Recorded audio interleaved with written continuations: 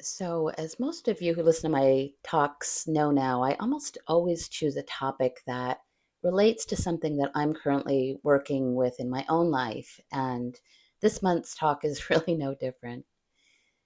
So, for the past few weeks now, what I've been noticing is that my mind has been getting frequently caught up in loops and loops of what in Buddhist psychology is called discursive thought or discursive thinking. And just to be clear, this is very different from what we might think of as more logical, analytical, or reason based discursive thinking. For instance, when we have a particular challenge in front of us and we're trying to use our knowledge and our wisdom to kind of figure it out. The type of thinking I'm referring to here involves what is commonly referred to in meditation circles as busy mind, which is when there's just a lot of anxious or repetitive mental chatter that tends to keep us locked into the realm of the past or the future, and therefore mostly distracted from the reality of the present moment or the life that we're actually living right now. In the teachings, this type of thinking is also sometimes referred to as monkey mind or kapacita in the Pali language. And it's described as a mind that's just sort of jumping or swinging from one thing to another without a lot of pause in between. And the Buddha explained it this way. He said, just as a monkey swinging through the trees grabs one branch and lets it go only to seize another, so too that which is called thought, mind, or consciousness arises and disappears continually, both day and night. So, one way we can really distinguish between our more analytical, logic based thinking and busy or monkey mind is that with the latter, there's almost always an underlying sense of anxiety or regret or worry, which I know so many of us have been feeling these days, right? About so many different things. It's like when something really big happens, or there's a lot of change, or maybe just a sense of overwhelm in our own lives or out in the world, it can often feel like it's just too much to process. And so the mind sometimes just does not know how to relax in the present moment, just as it is. So instead, just like that monkey, tends to want to keep on swinging and swinging, right? Grabbing onto one thought and then another. But before we explore this a little more, I thought it might be really helpful to differentiate between what we might consider a kind of healthy fear as opposed to a state of anxiety, because the two are very different. Okay, so for instance, fear itself can very often be a healthy and really essential emotion because it can necessitate and prompt that more rational, analytical mind. And it can also help our bodies to do what they need to do in the face of it.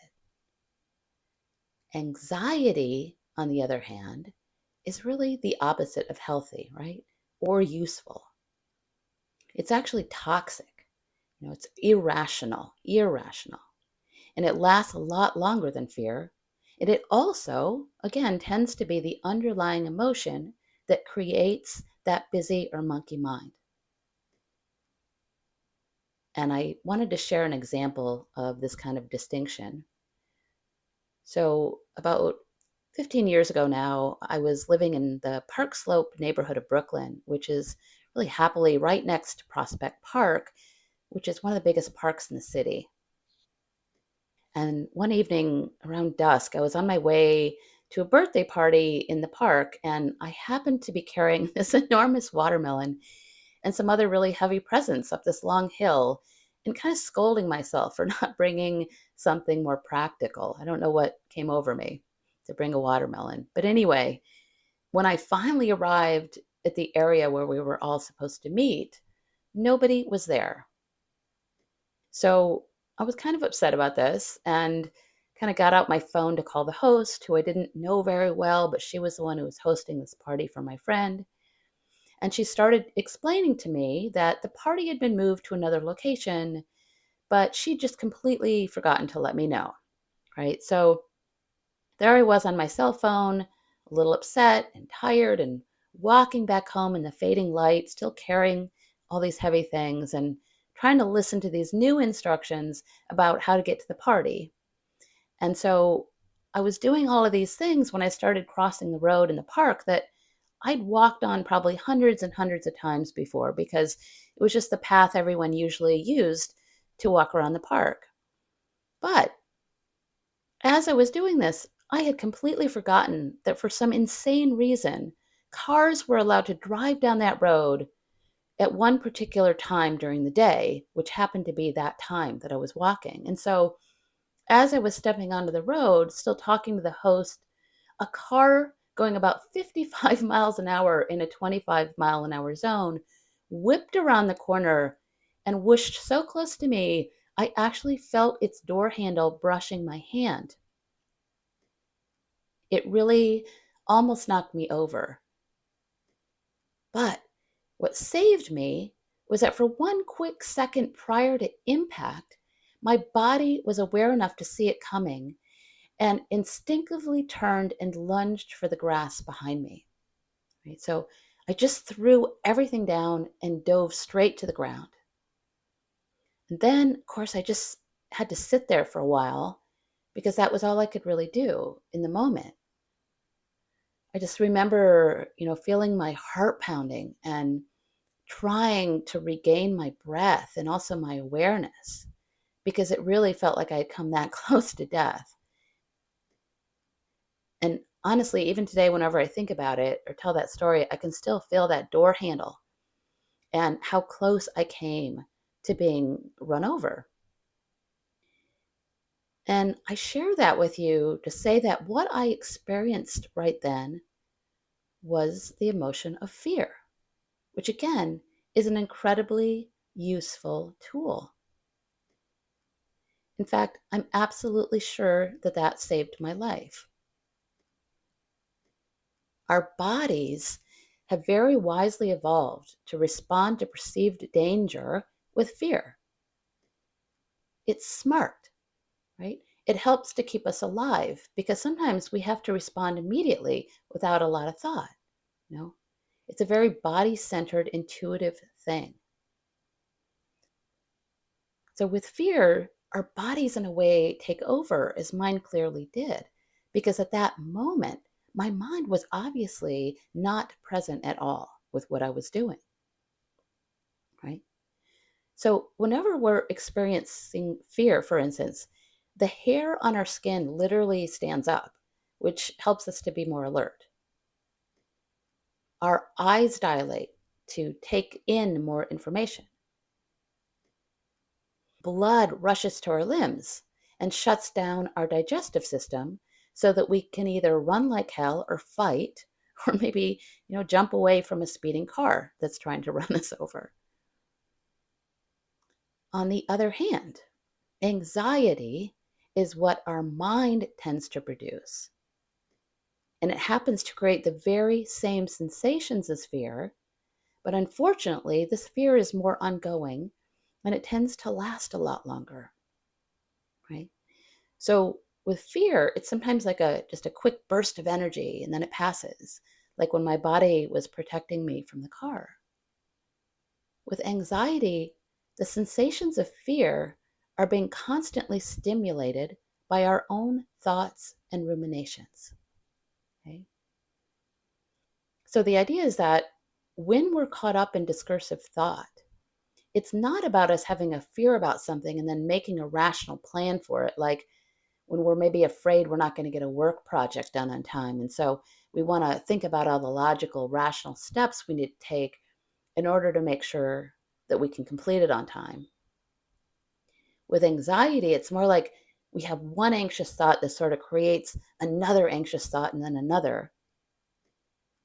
Or it's the same kind of repetitive worry or regret that keeps popping up over and over, same thoughts, same regrets.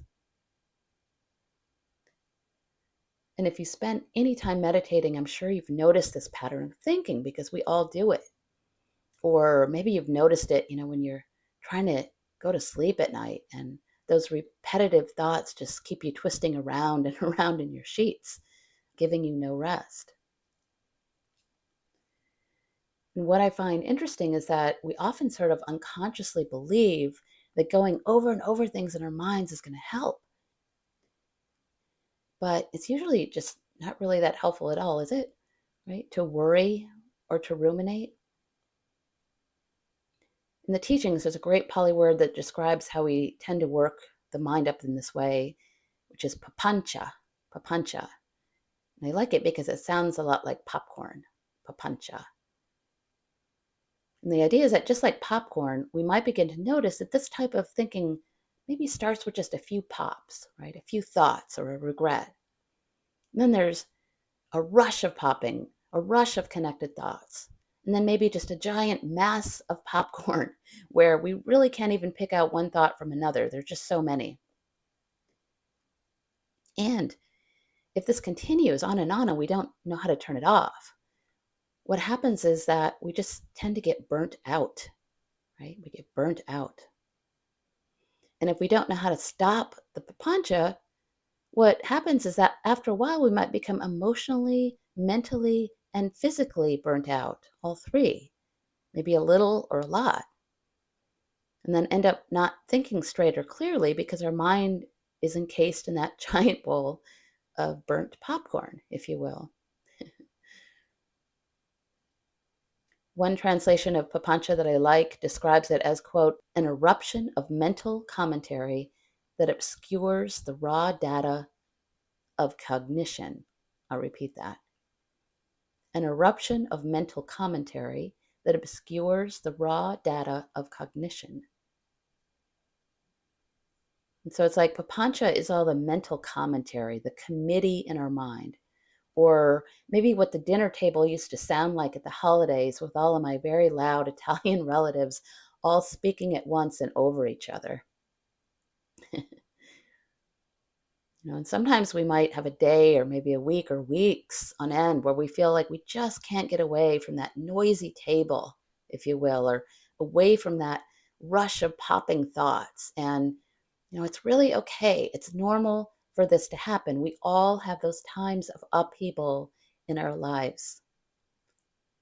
But when we don't have any methods for recognizing this and for calming and controlling it or working with it, what happens is that we tend to use a variety of habitual strategies that can maybe momentarily drown out our busy mind and give us temporary relief or a sense of peace and safety, some sense of ground beneath our feet. But sadly, unfortunately, in the long run, as we all know, none of these types of strategies ever tends to work for too long. For instance, some of our habitual strategies might include using things like food, alcohol, sex, TV, the internet, whatever it is to drown out our discursive minds. Or maybe we tend to just fill up our calendars completely to make sure we just stay super busy so that we just don't have time to really stop and face all of it. In her book, True Refuge, my teacher and friend Tara Brach says that even though these types of strategies can often, again, temporarily give us a sense of safety, of refuge, they're actually a mirage because in reality, they just tend to make things even worse, right? And Tara called these different strategies false refuges, as opposed to true refuges.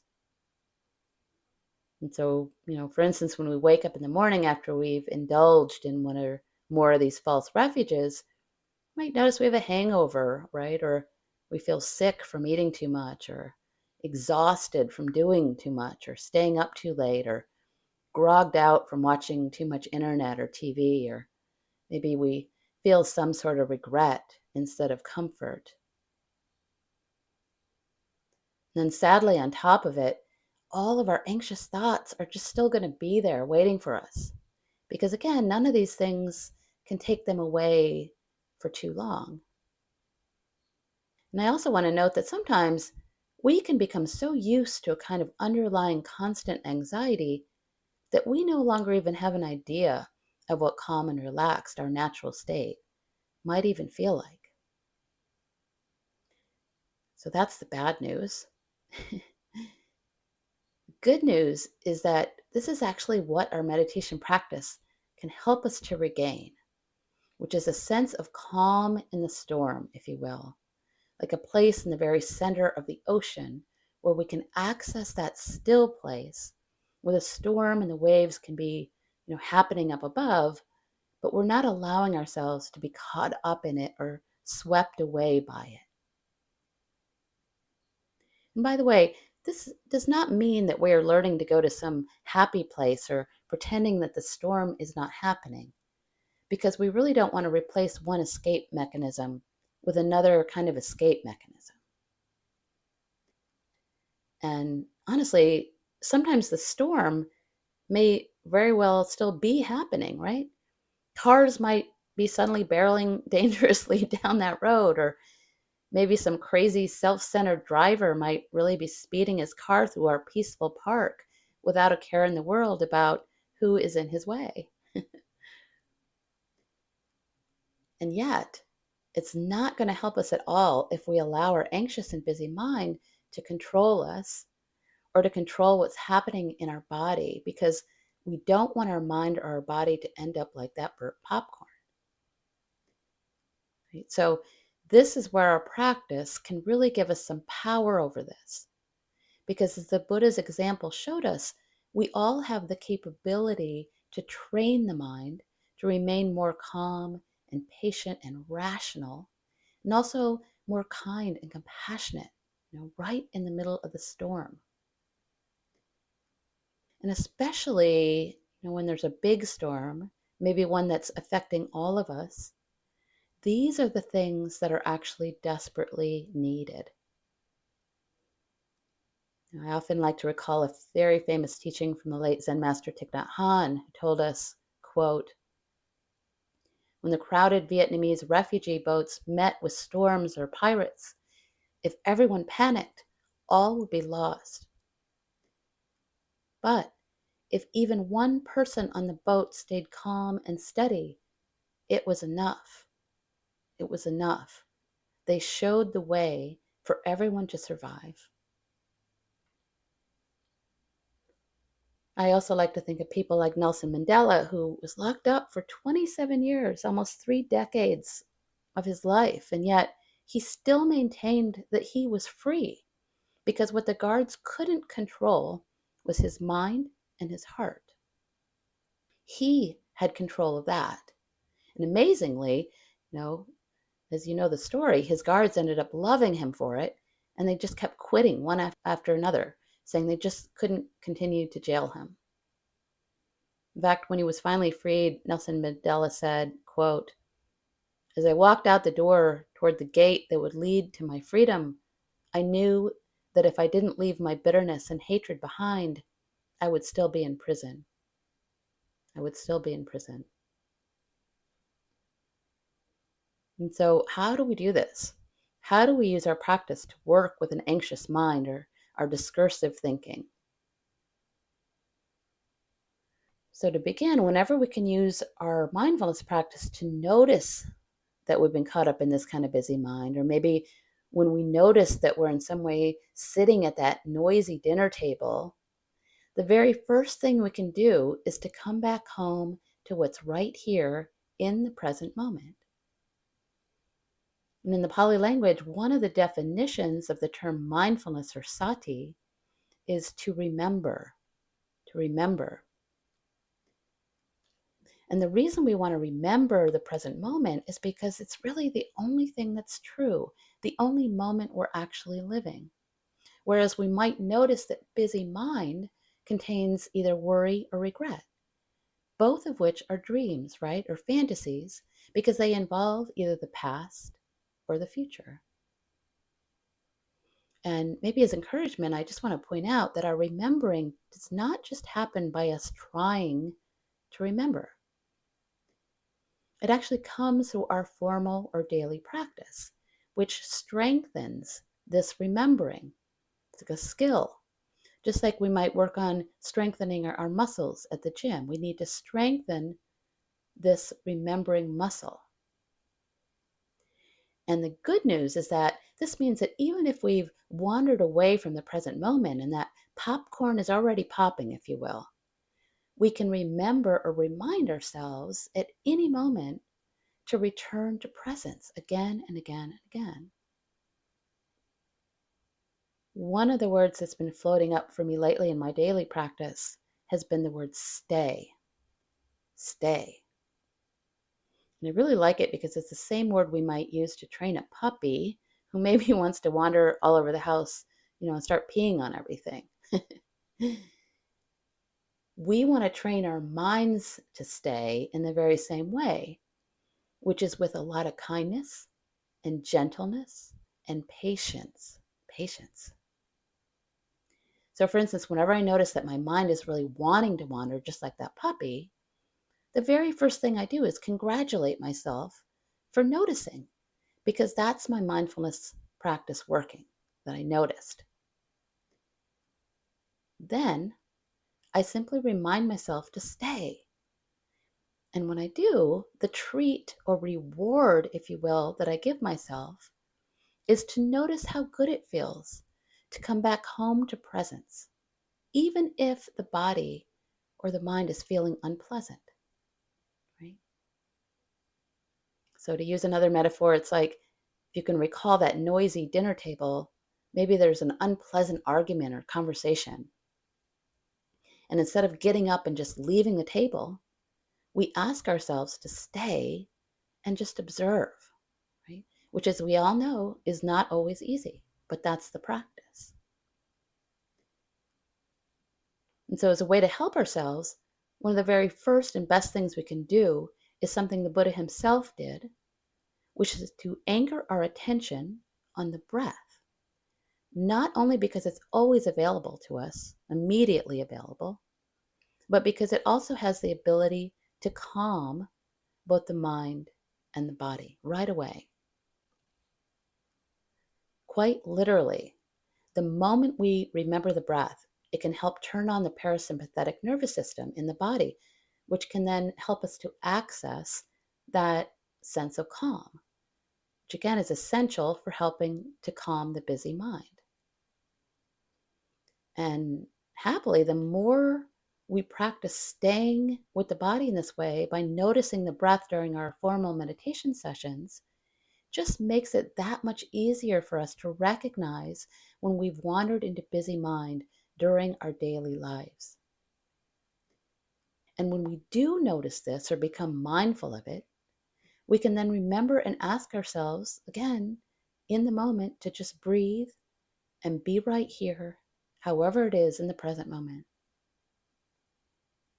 So, for instance, we just might literally stop and place our focus on our breath and then just notice what's in the room or the space with us, right? So maybe the sound of the wind or the birds, the light or shadows, or whatever we're seeing or touching, smelling, tasting. We go directly to the body and to our senses. So just for a moment, you might even try this right now as you're listening. Right? So maybe just take a moment to breathe in deeply and then a slow exhale out just a few times, just to see if this simple breath changes anything in your mind and your body. Just to suddenly be aware of the inhale and the exhale, just for a moment. Might even place one hand or both on the heart. That's helpful to tap in.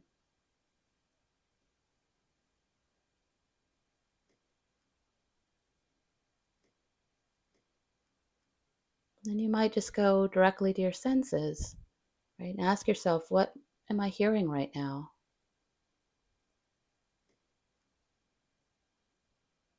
What am I seeing? What's in my view?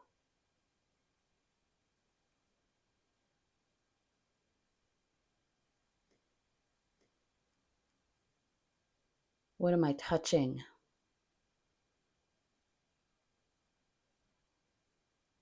Am I smelling or tasting anything? Just notice.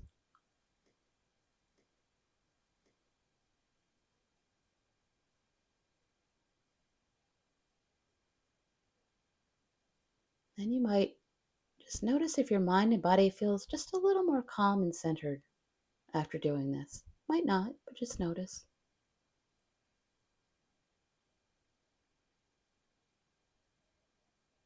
And so again, the idea is that we begin by coming home to the breath and the body and then making an effort to stay and simply observe.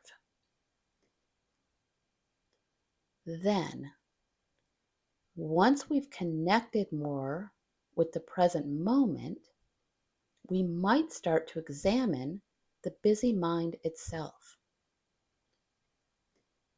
And here I want to point out that it's really important for us to remember that instead of going into battle with our busy mind, or rejecting or judging our thoughts, or pushing them away, we are being asked instead to simply note or label the whole swirl of thoughts as busy mind without any judgment, no judgment. It's like if you can, again, imagine yourself sitting at that dinner table, instead of standing up and kind of banging your fist on the table and telling everyone to just shut up already, you can just sit there and quietly observe that loud and chaotic conversation without letting yourself become involved in it or overwhelmed by it, but instead just let yourself become really curious about it. This conversation is really interesting. It's actually a great phrase I like to use for this, which is, right now, it's like this. Again, we're just noticing, right? Right now, the mind is super busy. Or maybe we get a little more specific. We can say something to ourselves like, right now, the mind is worried, or really regretful, or judging, angry, or grieving, etc. And by the way, whenever we do this, we want to do it really lightly, like we're touching a bubble with a feather. Just some light noticing, worrying, regretting, etc. And to bring up that noisy dinner table again, it's like we want to be able to access what is often called witness consciousness, where we're again simply witnessing the conversation that's happening in the mind without judgment, just discernment.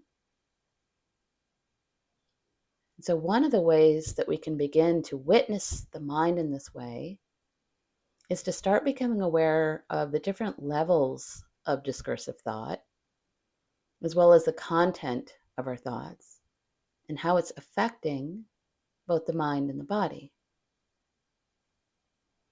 So in the time that we have left, I just want to briefly mention the three main levels that we can observe.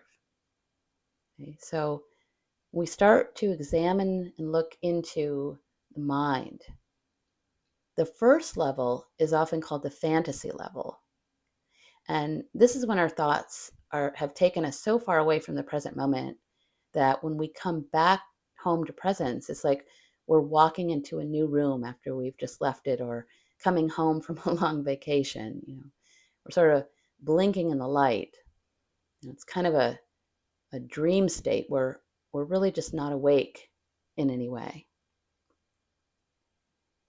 And with this one, sadly, very often the first thing we tend to do when we notice that we've been in this dream state or been away is that we tend to say something to ourselves like, damn it. God, I was gone for so long. I wasn't present at all. So here, it's really helpful to remember that this is actually a moment of congratulations for us when we notice. This is where we want to reward the puppy, if you will, and really allow ourselves to notice the coming back. And then notice the present and how that feels versus the fantasy and how that felt.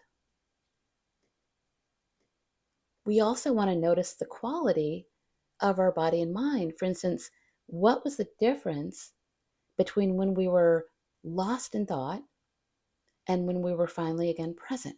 The quality of the mind and the body. At this level, another thing we can do is to simply start, again, labeling these fantasies as, quote, just thinking, right? Just the mind doing its thing, so that we're not giving the thoughts or the fantasy or the daydream that much credence or importance. It's just thinking, or again, maybe just busy mind. And if we can add some gentleness and kindness and patience, right, or metta, friendliness to this, even better, right? Just like we're training that puppy. So, for instance, I was trained to say to myself, just thinking, sweetie, just thinking, sweetie, which really tends to take the judgment out of it, right? Just thinking, sweetie. My favorite Buddhist nun, Pema Chodron, told us this. She said, this tendency to be hard on ourselves does not come from the Buddha nature, the basic goodness within all of us. It comes from the ego and our conditioning. We all have the seeds of this basic goodness within us. We only have to nourish them. Nourishing the basic goodness within includes not judging ourselves for all the wild thinking that takes place in our mind. We cannot control how many thoughts we're going to have, and we can't control what the next thought is going to be. As you practice, try to be faithful to the instructions with a gentle attitude. We train in attention, but it's friendly attention. Friendly attention. And so, as Pema noted, it's really helpful also to remember that we can't control how many thoughts we're going to have, or even what our next thought is going to be, can we? Our thoughts are generated by our past conditioning, or sometimes by some huge change or situation that has just occurred, and we often have no control about when or how they arise. What we do have control of is how we relate to our thoughts when they do arise. So we can ask ourselves, do I continue to follow them? You know, do I need to believe them? Do I need to let them control me? Or can I choose to pause and relate differently to these thoughts? Can I pause and question whether or not they're actually true? Or even maybe choose to change the direction of my thoughts, maybe, for instance, from worry to hope or gratitude or forgiveness, etc.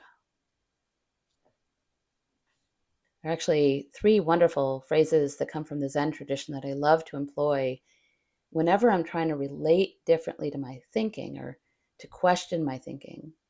And they're so simple, and I know I've mentioned these before, but they really are helpful, especially if you can put them on a sticky note and look at them. These three are maybe so, maybe not. Maybe so, maybe not. Not always so. Not always so. And then my favorite is, what if nothing's wrong? What if nothing's wrong? And just to say, that last one is tricky, I know. But how I often take that one is more along the lines of, what if nothing's wrong with how I'm feeling in this moment, right? So, for instance, if something sad happens and I'm crying about it, nothing's really wrong, since I'm supposed to cry when I feel sad, or when I'm grieving, or when I'm regretting something, right? It's really okay. Nothing's really wrong. And so, as we continue to hone our practice, we can then start to become aware of the second level of discursive thought, which is when we're gone from the present moment, but not completely. So we can notice that maybe we're 2 to 3 sentences into a storyline or a thought, but we're not gone for that long, before we wake up and come back home to presence. we're not completely away in a fantasy or a dream. It's like maybe we've just been drawn off by a sound, or maybe the sound of a train or a siren. And maybe our mind starts thinking about where the ambulance is going, or how it might be to be a passenger on that train, looking out the window, etc. Or maybe we're drawn off because our tummy starts grumbling and we start going over the list of things we want to eat for lunch. But we realize this very quickly and we just come right back to presence. We come back. And so at this level, in this case, the instructions are the same. We notice with kindness, and we gently return home to the breath. And we allow our awareness to come forward and even strengthen, right? And so when our thoughts are at the second level, we want to remember, really important, that we don't want to strive or really jerk or pull the mind back to presence, which is aggressive, right? We want to really relax and just not make it a big deal. We want to be gentle and kind with ourselves. We might think of that puppy again. And, and if it's a thought that creates an effect in the body, like sadness and anger or an emotion, we can notice that, right? We can notice the tightness or the hollowness or the fire of it, whatever it is. Or again, we might label the feeling very lightly. Maybe sadness is here, or anger is here, tightness is here, or the breath is shallow, etc. We just kind of notice or note. And after a while, though, we might even want to let that labeling go, since this can sometimes get in the way, or we find ourselves maybe labeling everything really obsessively, which, if we notice, can be just another way of trying to control. And we're really labeling. Another thing I want to point out is that sometimes we might try to convince ourselves that if we just sit down and let the mind wander, that somehow we'll be able to figure it all out, right? And we all do this. This is such a strong tendency. But as Pema so wisely reminded us, quote, if you let the thoughts take you further away from the present moment, you are training the mind in discursiveness and distractedness. So maybe that can be helpful. You don't want to train the mind in discursiveness and distractedness. And by the way, this doesn't necessarily mean that we don't sometimes want to get quiet with ourselves and truly just sit down and think things through, think about things. Because, of course, that's incredibly important to do that. But please know that that is not meditation practice. It's not what we're doing when we're practicing. It can sometimes be helpful to do it afterwards when the mind's a little more clear, but not during the meditation practice itself. So finally, when we arrive at the third level of discursive thought, what happens is that we're aware of our thoughts and our thinking, but they are not in any way drawing us away from the present moment. We are just sitting, putting our attention on the breath and staying with it. And there's this little vague conversation or in and out thoughts that are happening on the side, but they're not drawing us away from the present moment. And so at this point, we're in a sense truly just observing the conversation, but we're not in the conversation. We are finally resting in awareness, in that calm place that is simply watching or witnessing without judgment, without attachment, and returning very easily back to the breath and presence. We're finally watching that dinner party, if you will, from a place of deep calm. This is so vitally important and truly a part of what we're aiming for. When I was studying with one of my teachers, Jonathan Faust, he told us a story about the great yogi Swami Kripalu, or Babaji as he was more commonly known. And Babaji was just incredibly dedicated and apparently practiced 10 hours a day for almost 2 decades. And when he was near the very end of his life, one of his students raised his hand and asked him, "Venerable Sir, what is the highest quality of a spiritual seeker?" The highest quality of a spiritual seeker. Everyone was waiting for this answer. And this very renowned master replied simply, self-observation without judgment. Self-observation without judgment. That is the highest quality of a spiritual seeker. And so to end, I thought I might offer you a brief meditation on this practice if it's available to you. And so if you're somewhere where you can find a comfortable seat and close the eyes, you might do that now. Begin by taking a few deep breaths in and slow exhales out, getting in touch with the breath. If you're driving and listening, you might also deepen your breath. And then sense your touch points, your hands, your seat, your feet. Become aware of the body as you're driving.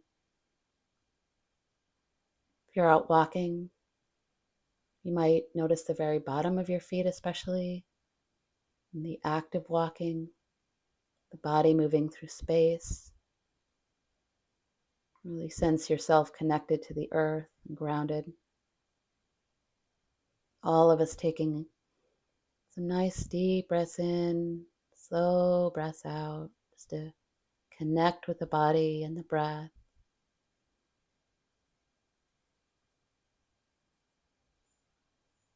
On each exhale, especially seeing how much you can let go of any tension, tightness, holding.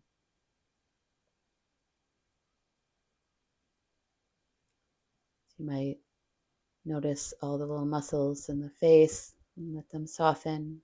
Eyes, cheeks, jaw, tongue.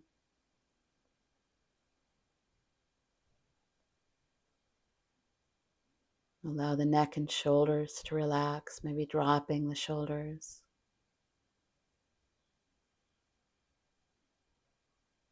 Still aware of the breath.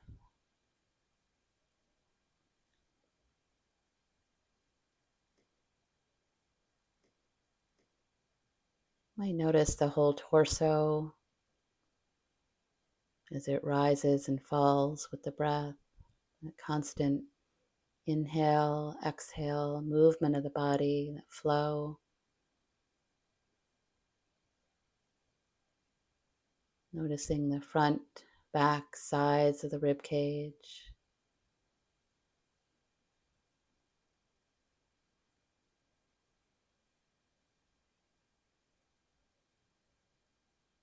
Might notice the center of the palms. See if you can soften a bit. Imagining receiving and letting go.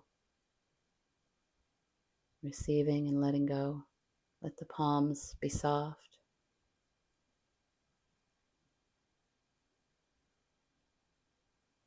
If you haven't already, you might just allow the breath to be natural in the body and just notice the body breathing. No need to control the breath. But if there's still some control, no worries at all. Just notice.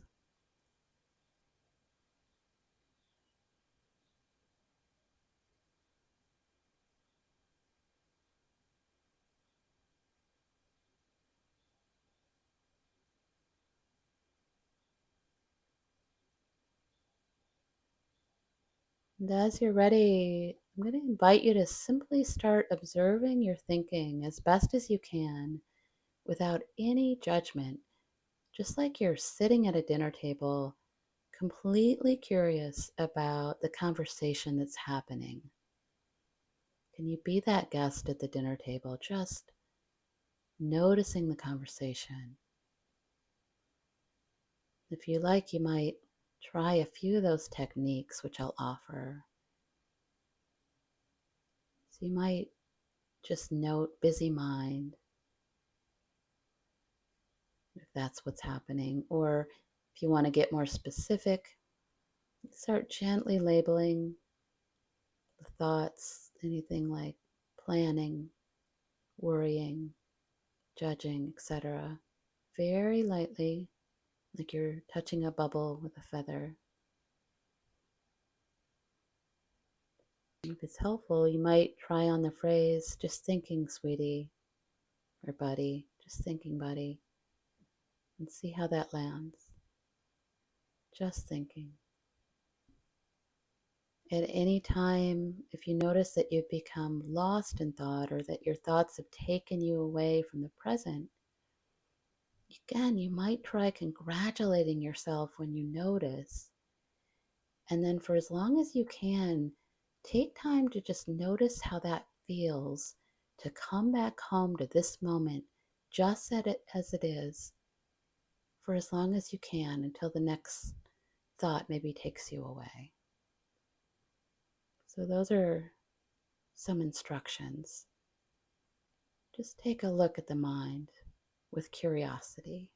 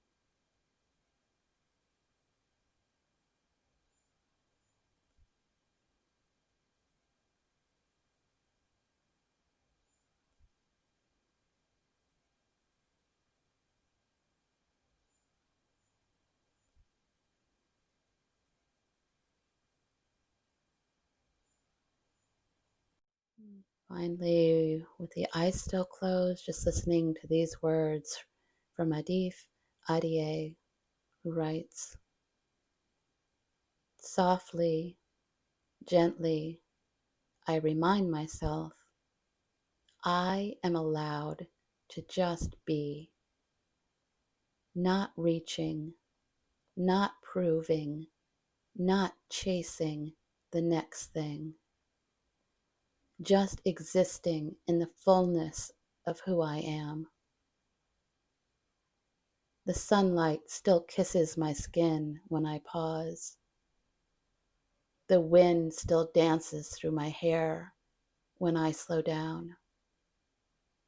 Life still embraces me even when I am still. There is beauty in being, and that is enough. That is enough.